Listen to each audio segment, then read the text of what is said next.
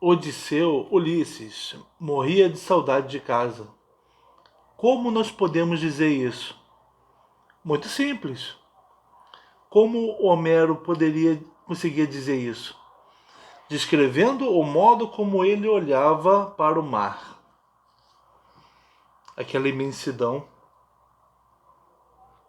Aquele homem está morrendo de saudade de casa. Homero é um terceiro olhando para o olhar do Ulisses. Aquele modo de olhar, aquele der que tem, uma palavra especial que Homero tinha, que vai cair em desuso já no século V, antes de Cristo, na Grécia. Der que tem. Der que tem, eu não estou falando da função do olhar. No século V teremos a palavra teorem, captar um objeto. Não. Homero não está preocupado com a função do olhar ou do ver, ele está preocupado com a experiência do olhar, as emoções que a ação provoca. Da palavra Derkestein deriva Drakon, cobra, que é um animal que tem um certo modo de olhar, paralisante. O Bruno Snell, esse ator aqui, nesse livro que eu tenho usado para falar do Homero, ele vai fazer uma história do espírito de Homero em diante, pegando a partir do Homero como as palavras e a concepção que ele tinha do homem não eram pela função das ações, dos órgãos, mas era pela impressão que eles causavam, né? Por exemplo, braços fortes,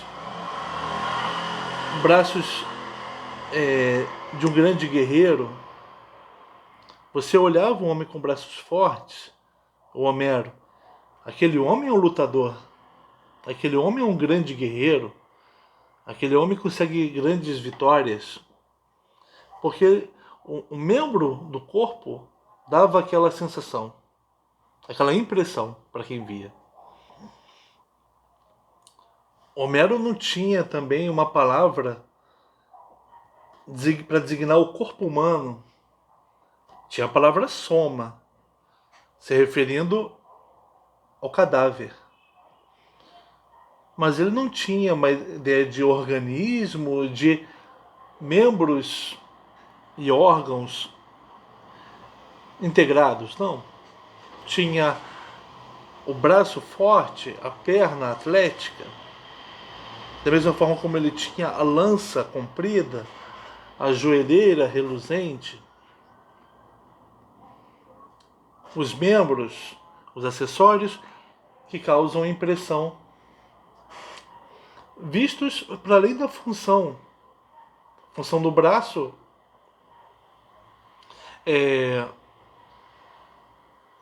pode ser socar, pode ser levantar um peso, mas o Homero vai dizer mais da impressão que eles causam ao serem vistos, né?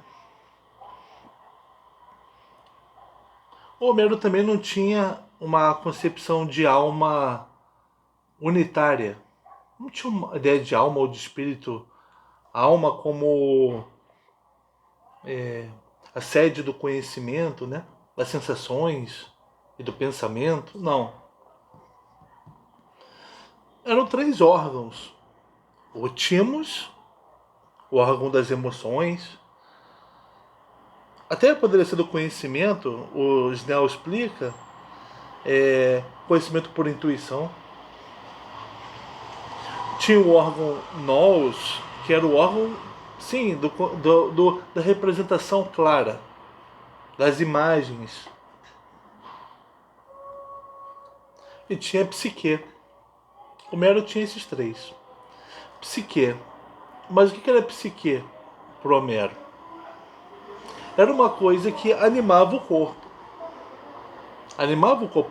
Mas sobre a psique, e a psique, quando o corpo lutava, estava em risco. De quê? Se o homem morresse, deixar o corpo. A psique era o sopro vital que abandonava o corpo pela boca, pelos ferimentos, ia para o Hades. E lá virava eidolon, imagem.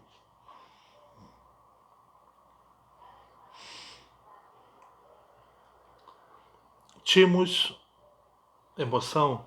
Nous, saber.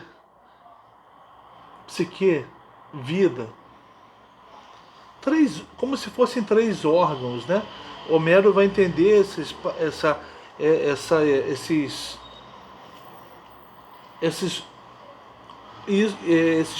esses três coisas como órgãos espirituais. Vai precisar se aproximar do século V de novo, Heráclito, para entender que a alma é uma unidade, diferente do corpo, diferente dos órgãos do corpo. Nós, timos, psique, não são órgãos, são partes de uma mesma alma. Isso é Heráclito. Com Homero, serão três coisas diferentes, como se fossem órgãos metafísicos, né? Aí a gente já está vendo como o Homero é diferente já da época clássica, que dirá de nós.